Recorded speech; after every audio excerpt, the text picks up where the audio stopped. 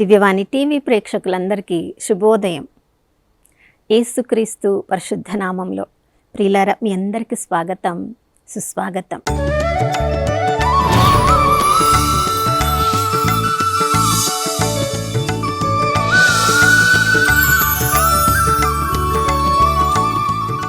గడిచిన కాలమంతా కంటికి రెప్పలా కాచుకున్న ఆ దేవాతి దేవునికి పూర్ణ హృదయంతో, పూర్ణ ఆత్మతో, పూర్ణ శక్తితో వందనాలు తెలియచేద్దాం. ఈ నూతన ఉదయంలో కూడా దేవుని ప్రేమ తరిగిపోలేదు, ఆయన కరుణ సమసిపోలేదు. ప్రతి ఉదయము ఆయన కొరకు ఎవరెవరు వెతుకుతూ ఉంటారో వారందరిపై నూతనంగా తన ప్రేమను, కరుణను, కటాక్షాన్ని కుమ్మరిస్తాయని స్వయంగా దేవుడే వాగ్దానం చేశారు. విలాప గీతములు 3వ అధ్యాయము 22, 23 వచనాల్లో మనం చదువుతున్నాం. ఆ దేవుడు నమ్మదగినవాడు, విశ్వసనీయుడు. ప్రియులారా, ఆ నమ్మదగిన దేవుడు ఈరోజు మనందరినీ కూడా సజీవుల లెక్కలో ఉంచారు. ప్రియులారా, ఈ లోకంలో ఈరోజు మనం సజీవుల లెక్కలో ఉన్నామంటే మనం హృదయ పరివర్తన నిమిత్తమై ఆ ప్రభువు ఈ రోజుని మనకి అనుగ్రహించారు. ఏ రోజు మనం హృదయ పరివర్తన చెందుతామా, ఎప్పుడు పరలోకంలో పండుగ జరగాల అని చూడండి. లూకాసు వార్త 15వ అధ్యాయము 8వ వచనం నుంచి 10వ వచనం వరకు ఒక చక్కని ఉపమానం ద్వారా యేసు ప్రభు మన జీవితాన్నే అక్కడ చక్కగా విపులీకరిస్తూ ఉన్నారు. అక్కడ ఒక స్త్రీ తన ఇంటిలో తనకున్న 10 వెండి నాణాల్లో ఒక్క నాణెము పోగొట్టుకున్నది. ఆ ఒక్క నాణాన్ని తిరిగి ఎలా పొందగలిగింది అని అక్కడ మనకి వివరిస్తున్నారు. ప్రియులారా, ఆ స్త్రీ ఎవరో కాదు, మనలో ఉన్న మనస్సాక్షి. మన మనస్సాక్షి మన జీవితంలో ఏది మంచి జరుగుతుంది, ఏది చెడు జరుగుతుంది, ఎప్పుడు కూడా మనము విన్నా వినకపోయినా మనస్సాక్షి మనతో మాట్లాడుతూ ఉంటుంది. చూడండి, అక్కడ ఉన్న స్త్రీ తనకున్న 10 నాణాల్లో ఒక నాణెము పోగొట్టుకుందని ఆమె గమనించిన వెంటనే ఆ 10 నాణాలు మన జీవితంలో ఏమై ఉండొచ్చు, ఆ మనసాక్షి మనలో దేని కొరకు వెతుకుతూ ఉండవచ్చు.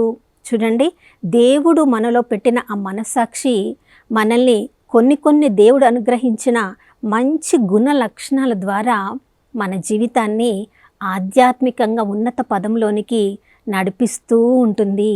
మనలో దేవునితో ఉన్న ఆ ఐక్యత, దేవుని వాక్యాన్ని చదవాలన్న ఆలోచన, మనల్ని గురించి మనము అవగాహన కలిగి ఉండడము, దేవుడు మన జీవితంలో చేసిన గొప్ప గొప్ప కార్యాలను గురించిన జ్ఞాపక శక్తి, మనల్ని మనము ప్రతిరోజు తొంగి చూసుకోగలిగిన ఆ మంచి లక్షణము, మన చిత్తము మన ఇష్టం వచ్చినట్లుగా జీవించకుండా ప్రతి విషయంలో దేవుని చిత్తానికి మనల్ని మనము సమర్పించుకోవడము, ఇలాంటి కొన్ని 10 వెండి నాణాలు లాంటి మంచి లక్షణాలను మనలో కలిగి ఉన్నప్పుడు ఏదైనా ఒక్క లక్షణము మన జీవితంలో మనం కోల్పోయినప్పుడు, ఆ 10 నాణాల్లో ఒక్కటి కోల్పోయినా కూడా మన మనస్సాక్షి అనే ఈ ఉపమానంలో ఉన్న స్త్రీ వెతికినట్లు మన జీవితంలో మనస్సాక్షి ఆ నాణెమును వెతుకు, దాన్ని నువ్వు కోల్పోయావు, ఎక్కడ వదిలేసావు, ఎలా వదిలేసావు అని మనస్సాక్షి మనతో మాట్లాడుతూ ఉంటుంది. ప్రియులారా, ఎందుకు ఆ నాణెము తన ఇంటి లోపలే ఆమె కోల్పోయింది అంటే, ఈ కోల్పోయిన నాణెము మన జీవితం నుంచే మనం కోల్పోయాం. ఎక్కడో బయట వెతకాల్సిన పని లేదు, ఆమె ఇంటిలోనే వెతుకుతూ ఉందంటే దేవుని ఆలయమైన ఈ దేహంలోనే మనం వెతుకుతూ ఉండాలి. ఆ కోల్పోయిన ఆ నాణాన్ని మన దేవుని ఆలయమైన మన మనస్సులోనే, మన తలంపుల్లోనే, మన ఆలోచనలోనే, మన శరీరంలోనే ఎక్కడో మనము దాన్ని కోల్పోయాము. కాబట్టి ఆ ఒక్క నాణెము కొరకు మనం వెతకాలంటే అసలు ఎలా కోల్పోయాము, ఏ కారణం వల్ల మనలో ఉండవలసిన ఆ మంచి ఆధ్యాత్మిక శక్తి కలిగిన నాణ్యాన్ని మనం కోల్పోయామంటే ఆధ్యాత్మిక అంధకారము కావచ్చు, మనము దేవుడు ఇచ్చిన జ్ఞానాన్ని ఈ లోక వ్యసనాలతో మనం ముడిపడి ఉన్నాం కాబట్టి ఈ వ్యసనాల మీద మన దృష్టిని పెట్టినప్పుడు ఆ ఆధ్యాత్మిక ఆ మంచి వెండి నాణాన్ని మనం కోల్పోయామేమో. ఏ రకమైన చీకటిలో మనం ఈ లోకంలో నడుస్తూ ఉన్నప్పుడు ప్రియులారా, చీకటిలో మనం ఆ కోల్పోయిన నాణాన్ని పొందలేము, వెతకలేము. 2 రకాల శత్రువులు ఆమెను ఆ నాణెమును పోగొట్టుకునేలా చేశాయి. ఒకటి చీకటి, మరొకటి అజ్ఞానము. మన జీవితంలో కూడా దేవుడు పెట్టిన మంచి మంచి ఆధ్యాత్మిక వరాలను, ఫలాలను మనం కోల్పోతాము. కారణం ఏంటి? మనము ఆధ్యాత్మిక అంధకారంలో నడుస్తున్నప్పుడు, ఆధ్యాత్మిక అజ్ఞానంలో నడుస్తూ ఉన్నప్పుడు దేవుడు మనలో ఉంచిన ఆధ్యాత్మిక శక్తిని, వెండి నాణెమును మనం కోల్పోతాం. మరి ఆ నాణెమును వెతకడానికి ఆమె ఏమి చేసింది ప్రియులారా? అంధకారం ఉన్న దగ్గర వెలుగును మనం తీసుకొని రావాలి. ఎక్కడెక్కడైతే చీకటి ఉంటుందో ఆ చీకటిలో మనము వెతుకుతున్న వస్తువు మనకు దగ్గరగానే ఉండవచ్చు, కానీ దాన్ని మనం గుర్తించలేము, చూడలేము. కానీ ఆ చీకటిని తరిమివేసే వెలుగును ఆ స్థలంలో మనం తీసుకొని వచ్చినప్పుడు మనం పోగొట్టుకొని నానము దూరంగా ఉన్నా, దగ్గరగా ఉన్నా అది మనకు స్పష్టంగా కనిపిస్తుంది. దానికి చీకటిలో ఉన్న, వెలుగులో ఉన్న అది మెరవాల్సింది మెరుస్తూనే ఉంటుంది, కానీ చీకటిలో దాని మెరుపును మనం గుర్తించలేము. వెలుగులో అది మన కంటికి స్పష్టంగా కనిపిస్తుంది. ప్రియులారా, మరి ఆధ్యాత్మిక జీవితంలో మనం పోగొట్టుకున్న ఆ నాణాన్ని పొందాలంటే వాక్యం అనే వెలుగును మన ఆధ్యాత్మిక జీవితంలో వెలిగించాలి. యేసుప్రభు యొక్క సన్నిధిని మన అంతరంగంలో, మనస్సాక్షిలో వెలిగించాలి. యోహాను సువార్త 8వ అధ్యాయం 12వ వచనంలో ప్రభువే చెప్పారు, నేనే ఈ లోకమునకు వెలుగు.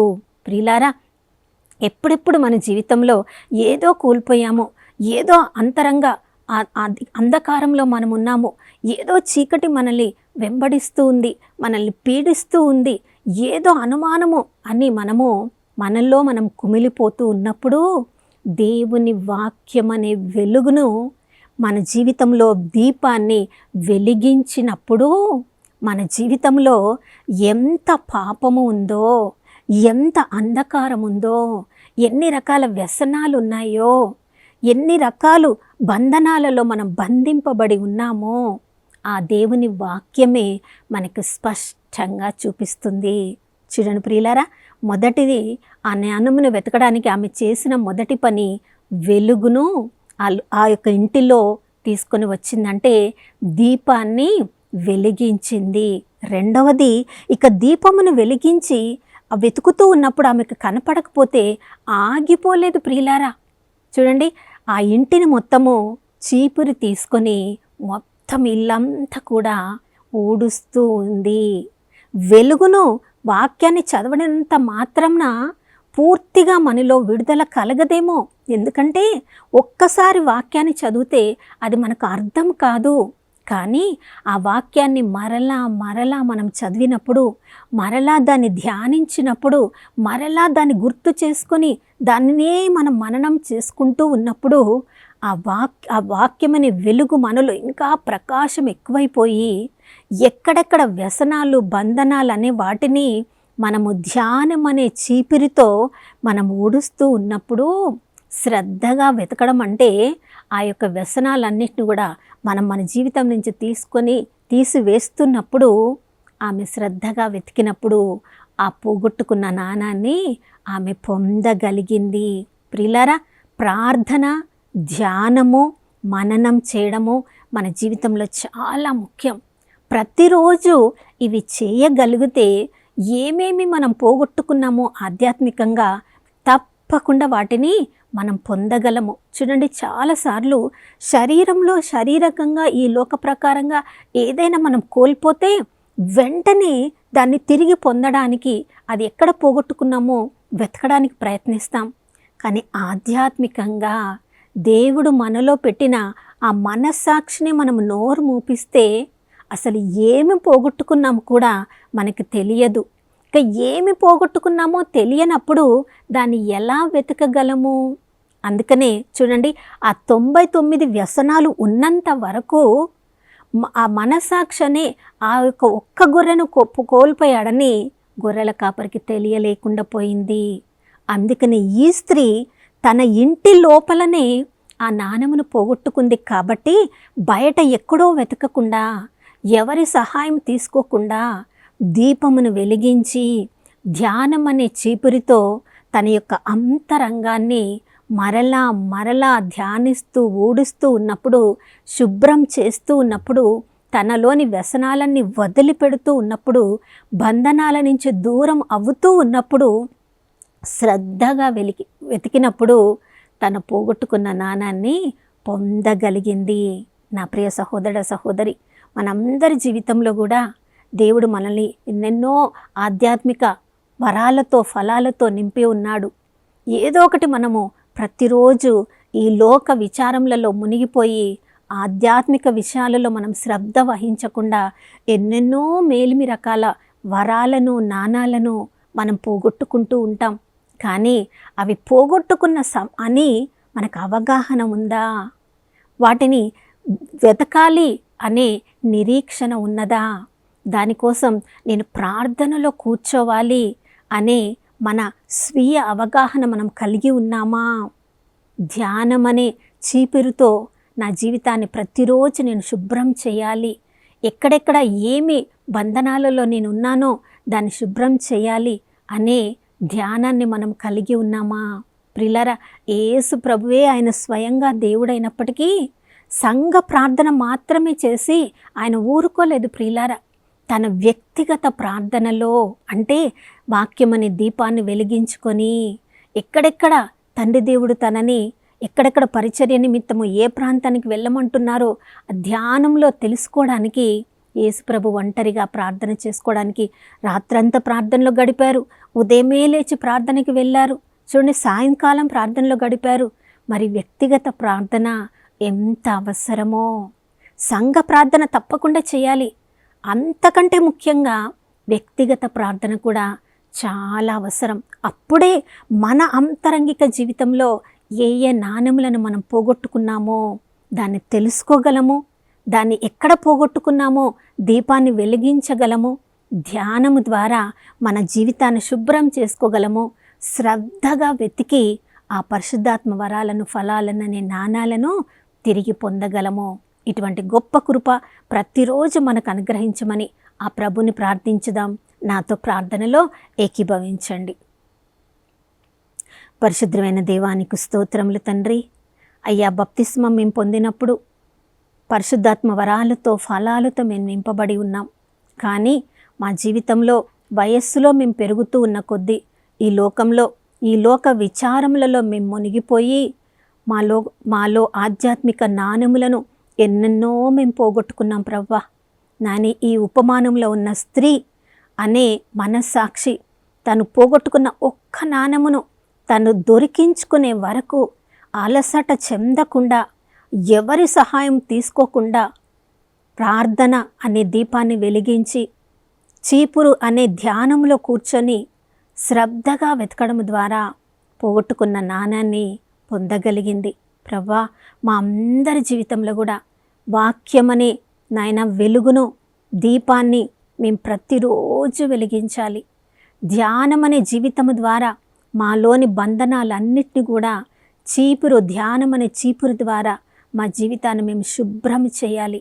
అయ్యా, మాలో మేమేం పోగొట్టుకున్నామని శ్రద్ధగా మమ్మల్ని మేము పరీక్షించుకోవడం ద్వారా మేము ఏమేమి ఉండవలసినవి కలిగి ఉన్నామో, ఉండకూడనివి మా జీవితంలో ఏమున్నాయో దాన్ని విడిపించుకోవడానికి మేము ప్రయత్నించాలి. ఇలాంటి వ్యక్తిగత రహస్య ప్రార్థన జీవితాన్ని నాయన మా అందరికీ ప్రతిరోజు అనుగ్రహించమని యేసయ్య పరిశుద్ధ నామంలో అడిగి వేడుకొనిచున్నాము తండ్రి, ఆమేన్. అవును ప్రియులారా, ఈ ఉపమానంలోని ఆ స్త్రీ మనమే, మన మనస్సాక్షి. ఏమేమి వరాలను ఫలాలను అనే నాణెములను కోల్పోయామో వాటిని తిరిగి పొందే వరకు ప్రార్థనని కొనసాగిద్దాం. మరొక నూతన శుభోదయంలో మనం అందరం కలుసుకునే వరకు దివ్యవాణి టీవీని వీక్షిస్తూ ఉందాం. ఇమ్మానుయేలు, దేవుడు మనతో ఉన్నారు.